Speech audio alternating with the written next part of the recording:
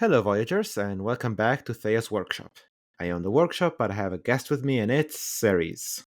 Hello, I'm back. Back for Y- classes. Back for classes. Today, we're going to talk about Daggerheart. Specifically, we're going to cover the domains and classes of Daggerheart. How are you feeling about it? I'm very excited about this. I think domains are a really cool concept that Daggerheart does okayly. But I hope other games see this and pick this up as well, and I'm excited to explain what it looks like. Yeah, it's we have a lot of ground to cover, so let's get into it. But before that, this is our second episode on Daggerheart, so check out the first one if you're not caught up. Last time we talked about the core concepts of Daggerheart, such as shared resources and the philosophy behind the game. But in this time, we'll be talking about classes and domains. Awesome. Okay, so Daggerheart has 9 domains that represent um, kind of core thematic groupings of abilities. There Yeah. is combat ability. There's combat domains. There are magical domains, nature domains, cunning domains, and each class kind of gets access to 2 different domains in a similar way to spell lists in D&D, if you will, but they apply to every class. Yeah. I think that's a great summary. Like, the important thing with domains, yes, you can kind of see them if you want as the 9 cosmic fundamental sort of sources of power or something like that. But really, what they are each their own spell list of abilities. And so it's actually Yeah. really interesting because each class predominantly gets its class features just simply based on the domains that it has access to. So that's an important thing to keep an eye out for when you're choosing your class is which domains does it have access to? Well, because if you don't like those domains, then the class is probably not for you. Yes. Each class is a combination of 2 different domains we set arranged along, and they're kind of arranged along a wheel, as you can probably see on the screen right now. But that means that we only have 9 classes out of hypothetically 72 different combinations of classes, leaving us with 63 unearthed arcana slash homebrew possibilities. Let's start the first 2 domains that will make up the first class we discuss. Arcana. Arcana is raw wild magic. It's kind of defined as being very powerful but also very volatile. So this is already a bit of a departure from what Arcana traditionally means in D&D, which feels more like the physics of magic. Yeah, what if magic was a science? Yeah, what if this is like what if magic was a bitch? Sure. And then we have the domain of midnight. Yeah, what if The midnight is shadows and secrecies, illusions, and also seeing through illusions. Yeah, what if So it's a very midnight is interesting because midnight is not just like sneaking or maybe like traditional roguey abilities. It's like also like literal shadow magic and stuff like that, teleports and stuff like that too, which is very interesting, I think. Yeah, agreed. It kind of straddles the line between like it doesn't have to be magical, but like there's a lot of stuff here that surely feels magical. Exactly. So yeah. And our class that is positioned between Arcana and Midnight is the Sorcerer. Sorcerers are people born with a spark of magic in their hearts. They have a natural affinity for magic, channeling it in destructive ways or sensing it around them. Elemental sorcerers are imbued with power of one element that they can bend to their will, while primal sorcerers tap into the foundational forces of magic to bend its rules to their will. These are the 2 subclasses of sorcerer. Yeah, I'm excited for elemental. I like elemental sorcery, and I was a little bummed it never really came to 5e, at least not in anything I got to play or see. So this one I think is exciting. I think they screwed themselves over with the dragon sorcerer, honestly. Yeah. What if, as far as the abilities go, I think it's interesting that Shadow is one of the sorcerer domains. I think the more we go through it, the more you'll see that like these domains can sometimes shake up classes in somewhat refreshing ways. But a little disclaimer, all of these classes are super like familiar from D&D. None of these classes are going to be like completely blow your mind in exoticness and strangeness. So I'd encourage you to focus on the domains. I think that's the novel and new part of this. Yeah, for sure. I mean, you'll notice throughout this, but like this game has a massive boner for D&D. And I think it's partially because Critical Role started as a D&D show, so in order to maximize the appeal for their audience, they have wanted to keep it familiar. We'll see this as a recurring thing, and classes are definitely one aspect of that. Yeah, I also think they love D&D. I think they really, really love D&D, and they really like D&D and all the trappings, or many of the trappings of D&D.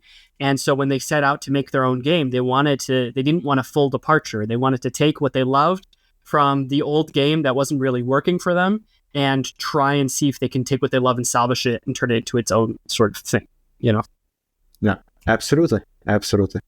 Yeah, what is... Okay, let's move on. Grace is the next domain. Grace is the domain of charisma, of rapturous charm, and of mastery over perception and illusion. And this is interesting because from the description, it sounds like Grace is the domain if you want to make illusions, and Midnight is the domain if you want to see through illusions. So yeah, it's interesting. Like, illusions, I would have expected, I guess, in both, but this seems like the Bard domain to me. It very much is, and the class between Midnight and Grace is, say it with me. Yeah, what is the Bard? Rogue. No, the Rogue. The fool. Okay, so this is interesting. So either you're a lying rogue, or you're a sneaky rogue, or both, or you're non-binary both rogue. Yeah, what exactly? It's interesting. Like, both of these feel very magical to me, right? The rogues in this setting feel quite magical to me by default, which I'm not criticizing. Is interesting. Yeah. So the core features of the rogue revolve around sneaking and dealing sneak attack damage, D&D.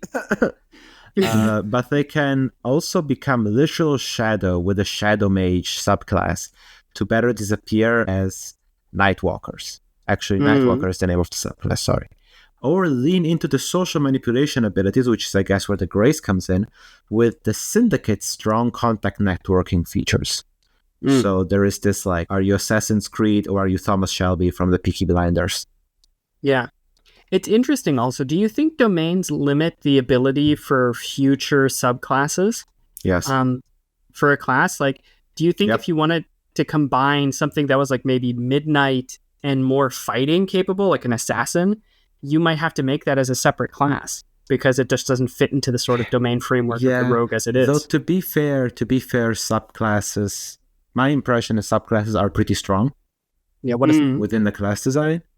Like, there's a whole, we'll talk about it later more, but basically the druid does not have access to the healing domain. But there's still a whole subclass of druid, which is, what if druids were healers? Yeah, what is... So, I mean, in general, I think, yes, they limit the identity of the class a bit, but the subclass seem to be strong enough to be able to carry a flavor by themselves, maybe. I don't know. Honestly, we have to play this game before I can make a statement like this. Right. Anyway, those were rogues. Yeah, what is... Next we have Codex. Magic through knowledge, study, and the most versatile kind of magic is Codex domain. And between the Grace and the Codex, who do we have? The Wizard? The Bard! God damn it!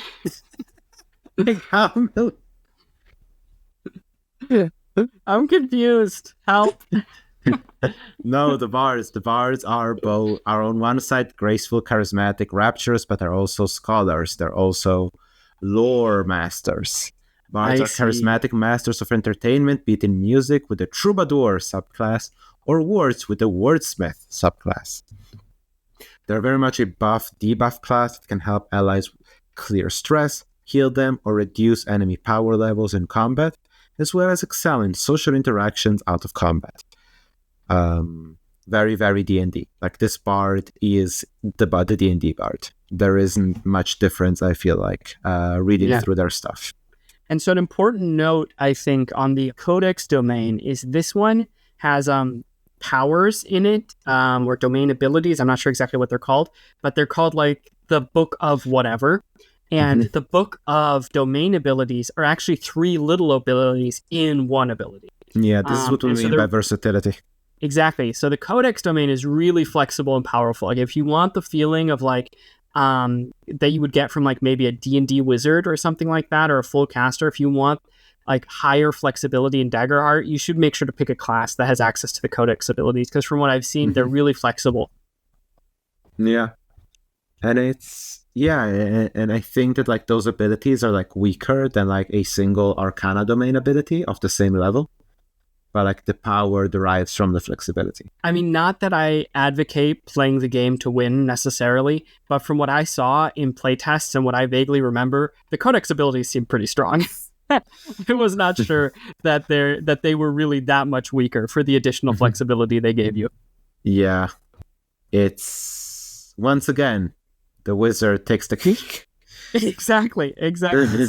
One of the greatest legacies of D&D in this game is that the wizard is still pretty good. What is our next domain?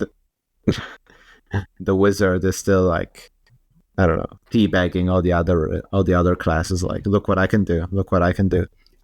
I mean, let's not be too hyperbolic, right? Like, we haven't played yet. This is only my recollection from playtests. That might have been patched since a playtest. And Daggerheart is also the kind of game where I feel like party comp is not as important, and also power levels are not as important. Exactly. Yeah. So let's not be hyperbolic. We don't know what it's like exactly yet, but it was just my inclination, my gut feeling based on what I saw was like, oh, this seems pretty good. Yeah. Our next domain is Splendor. Splendor is a domain of life, control over healing, and even death. Who is the class between Codex and Splendor? It's got to be Wizard. Wizard has got to be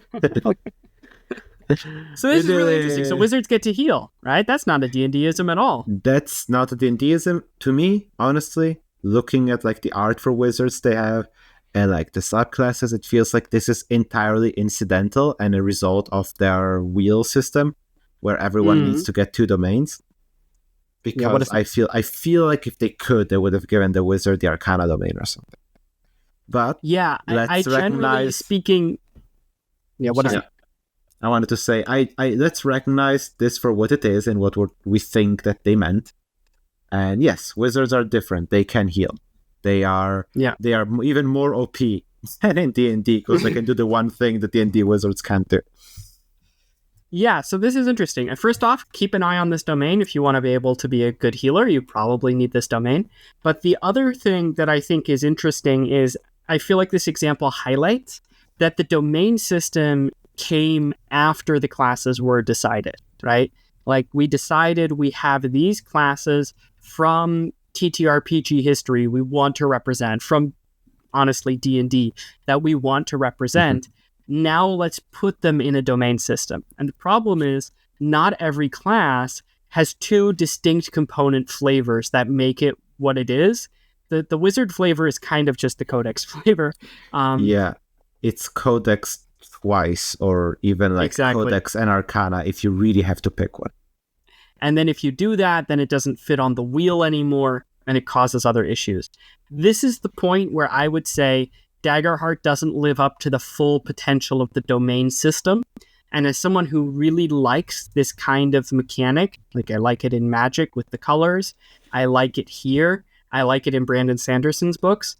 As somebody who likes the idea of domains and like each class is a mixture of domains, I wish they had stuck to the domains and let the and made weirder stuff that doesn't fit as well with the D&D-isms and with the history, but made more sense emerging organically from their game system. Yeah, you heard it here, folks. Ceres thinks that Matt Mercer is a coward and a shill for Wizards of the Coast. That's exactly what I said. Those are the words that came out of my mouth. Exactly those. Yeah. So let's talk wizards. Wizards study magic like science, decoding the nature of reality and bending the outcomes of randomness to their whim. They're very much like control class. They can learn more abilities and swap them out more easily than other characters during adventures, if you're a knowledge wizard. And then there's war wizards who lean into damage dealing abilities, hitting harder and taking less damage. That sounds cool too. I like that war wizard as a core fantasy of their wizard class, because I personally like playing characters like that. Yeah. Okay, next domain, we enter more the realm of combat with Valor, the domain of protection, which can be offensive for defensive purposes and protection of yourself and protection of allies. And the class here, we have our first class that is not a direct D&D copy, the Seraph. Okay, so the Seraph gets Splendor and Valor. Yes, the Splendor and Valor. So the Seraph is very much somewhere between a Paladin and a Cleric. It's the class for smiting some foolish sinners, through channeling the power of a god or a pantheon to exert their will upon the mortal realm with prayer, healing, and holy powers. But the Divine Wielder is the Seraph is the ultimate frontliner with a healing touch and a holy weapon. And the Winged Sentinel gains a flying speed and powerful smites to strike divine fear from the sky. Yeah, I think this class is interesting. I've checked it out a little bit. What's particularly interesting to me is both of these classes cast with their strength, which is an important thing to consider when you're building this class, if it meshes with the fantasy you have of your character in your head. Seraphs are always strong. They're always martially oriented. The question is how martially oriented, not if they're martially oriented. Yeah. Yeah, what is... We move to Blade. Blade is the domain of weapon mastery and wielding weapons like no one else. And we meet the Guardian between Valor and Blade. Guardians are unshakable pillars of might in battle. They regenerate armor slots, reduce damage consistently to outlast any other class in terms of durability. You can either double down on the durability with a Stalwart or lean more into an offensive reactive build with the Vengeance Guardian that basically gives you reactive attacks every time your friends are hit in a kind of like, oh, I will avenge my friend. Yeah. The Guardian, yeah. Conceptually, I really like having access to these two domains for a character. I think you can build a very interesting martial character with both of these domains under your belt, especially because in this game, Super Awesome Punch is just an ability you can use like a spell by paying a hope or whatever. I mean, not that Super Awesome Punch is an ability, but just as an example. But it could be. I have to say, from the flavor, this class does not excite me as much. Just big, tough fighter. I don't know if I'm missing something, but this doesn't quite give me the juice or the interesting sort of flavor, the spiciness, the texture to work with to make an interesting character. Yeah, I mean, we'll see the next class is also a fighter class. But this, like, there is not enough juice to have these two separate martial classes whose thing is mainly like, I'm a tough guy. Yeah, what is it? Yeah, I don't know. It's just not that, it's not that specific. It's not that interesting. And speaking of not very interesting, the next class, the next domain is Bone. Are you ready for some Bone? What a nice way to introduce a class. Hey, I'm setting expectations low so that the next class can shine. I've been tricked like this before. The Bone domain is the domain of mastery and understanding of physical reality, both in tactics and in self-mastery over your body. Are you confused? So am I. Yeah, I mean, it just seems like a generic fighter domain, to be honest. It's kind of the domain of spatial awareness. Yeah, which is that a hero ability now? Is which one is the domain of eye-hand coordination? I guess just being athletic and being good at fighting. There's also tactics, so it's like you need to I'm great at like spinning and doing like a drop kick, but I can also estimate how much 5 meters is. Yeah, I think that part of the difficulty here is this flavorfully seems very close to Valor. And it's hard to we are in the dark. We're in the dark, awkward corner of the wheel. Yeah. This is where the lame kids hang out. Well, I think it's also because, D&D came from a different perspective. D&D was like, oh, there's these fundamental types of magic. That separates classes. Then we have martials and casters. That separates classes. And then we have half martials, half casters. That separates classes, right? If you try to translate that to Daggerheart, there means there's a whole half of the wheel that's martial, which means you need to have multiple martial domains. But they're kind of hard to split up because the martial fantasy tends to be often the same thing, you know? You have good eye-hand coordination, you're good at fighting, you're brave, you charge out in front. So they split that half and half, Valor and Bone, I guess. and did their best. But They sure I have to did. say fighters were not super interesting to me. Yeah. So here we have the class between Blade and Bone is the Warrior. Warriors are undisputed martial masters of the game with improved flexibility and ability to wield any weapon in the game. Call of the Brave. This is actually, I think this was pretty cool. Focus on drawing power from facing unsurmountable odds, drawing benefits from failure, and withstand much more powerful foes. While Call of the Slayer leans into the deadliness of the class by increasing the damage output and martial mastery of the class. Basically, Call of the Brave, if I'm not wrong, is interesting because it kind of like it turns more failures into successes / gains more hope out of failures. So the idea is like that, like the more you are failing, the more the game is the more you become heroic. It's like, oh, you're doing poorly, so it kind of incentivizes you to go up against a dangerous foe that you might not be able to hit as easily, because if you try to hit it and fail, you get big bonuses that then let you use your super ability that will definitely hit that monster. Yeah, I personally, I am a little bit more cynical. This sounds like a rubber banding mechanic. This is the new player class, and the new player subclass is if you fuck up, the class gets stronger. Just to help balance out like those kinds of issues. I have to say, I do think it is an interesting flavor idea, generally speaking, but I would have been really excited to see some more like half magical, half fighter subclasses. Like I think the Eldritch Knight subclass and the Psy Warrior subclass in like 5e give a really interesting dimension to the fighter. I wish there was something equivalent in Daggerheart. In Daggerheart, if you want to be a magical fighter, Seraph is the only flavor that's really available to you. I guess there's also one more that we're about to get to. But, I wish there was something between wizard and fighter, or maybe a cool fighter subclass that was a little bit more magical or something. But yeah, what is... Next domain is Sage. We're back to magic, guys. It's fun again. It's funny how magic is like on two opposite sides of the wheel. Yeah. Magic. I mean, we're already back. No. We're done with the wheel. We're back to the top. This is the last domain. Yeah. Okay. Sage is the domain over natural world, both understanding it and controlling it. So here we have our nature flavor subclasses, and between Bone and Sage is the Ranger. Yeah, what is Rangers are warriors with an affinity for nature and a knack for tactics. Rangers play as relentless pursuers who can either be aided by an animal companion with a beastbound subclass or increase their capability for said relentless pursuit and offense with the hunter. Yeah, this is the class that I played in the playtest, and I generally enjoyed it, but I don't want to play it again. Okay. What do you want to say why?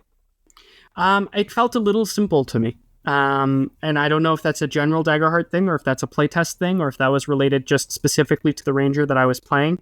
But I just felt like I didn't have that many interesting things to do or to sort of interact with my environment in sort of complex or, to be fair, we played at level 1.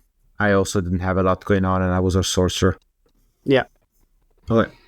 But yeah, Ranger is pretty straightforward. You have an animal or you hunt and deal a lot of like damage / it's easy for you to pursue and chase a single target. It's very classic, I would say. We don't have to explain too much here. And we can move on to the final class, which is we're back to Arcana. Between Sage and Arcana is the Druid, which is interesting because Druid feels very much like it would be like much like Wizard is like Codex twice. The Druid feels like it should be Sage twice. Yeah. And by combining it with Arcana, I think you could do something really interesting. And by emphasizing that it's not healing, I think you could also do something really interesting. But instead, they just make a Druid subclass that is just good at healing anyways, which is a little bit frustrating because it defies the domain system in a bit of a strange way for me. I feel like you should just make nature be able to heal. Like, just put some healing stuff in Sage. Yeah, put some healing stuff in Sage and then move on from there. Or don't be a coward and stick to it and be like, no. Animals are natural. Animals don't heal. When they're wounded too much, they just die. Or the Seraph becomes way less healing focused and becomes a magical warrior which is exactly what I would love to see, but I'm not sure everyone would love to see. Yeah. Well, anyway, the druid is your typical nature mage with its iconic beast form. Beast form? Beast What is form? that? Is that like a wild shape? Druids in Daggerheart adapt to encounters and obstacles by turning into animal forms most fit for the issue at hand. Wow! Crazy take on the druid. Elemental druids can also shift into a channeling form where they assume an aspect of one of the 4 elements, but unlike the elemental sorcerer, they can pick every time. That's pretty cool. For an extended period of time. While renewal druids, as said before, are healers. Yeah, so being able to turn into animals is classically a very complicated ability in every game that I've seen it appear in. And this game is no exception. The druid has the most pages, like the highest page count of any class in the book. I don't know exactly how I feel like. Did you read through how it works? No. It's more straightforward than it could be. Yeah. Well, basically, the stat blocks are very, very simple. You mainly retain a lot of your original stat block, and every stat block has like a couple of like lines on like, what is this form for? It's like to sneak, to scout, to fight, to climb. So there's a lot. They're like the game tries to make it easy for you to pick. There's like read. Yeah, personally, I don't like it when one class has more complexity and more page space dedicated to it than others. That always feels a little unfair and a little biased. So I'm not sure exactly how I feel about the druid design, but maybe it's just not for me. I don't know. But either way, this was the final class. So 9 classes. 9 classes, 9 domains. 9 domains. Pretty straightforward, like 1-to-1 copied from D&D in terms of like the class choices so far. Yeah, I think at the end of the day, the class system is flawed because it uses underpinnings of domains, which fundamentally would, if used naturally, produce different archetypes than the base D&D classes. And they kind of didn't pick one road or the other. It's one of the Daggerheart moments where they just try to synthesize 2 different concepts to varying degrees of success. A part of me does wish to have a peek at the alternate universe where domains ruled the day, and it was not imperative to reproduce the classes from D&D. Okay, then I think that is it for our episode on classes. Nice. I think it's a very interesting system. I think there's definitely some cool classes here. Let us know which classes you're interested in or what you might want to build. I think it's an interesting time always to explore at the start of a TTRPG and see what's there to play. Absolutely. All right. Well, we hope you enjoyed sitting with us today. If you enjoyed the discussion, let us know in the comments. And if you didn't, doubly let us know in the comments. If you want to see us do longer freeform discussions, you can check out our weekly podcast. It's called A Friendly Orbit, and it's on YouTube, Spotify, and on Apple Podcasts too. All right, Ceres. Thanks for coming to the workshop. I'll see you back here when inspiration strikes again.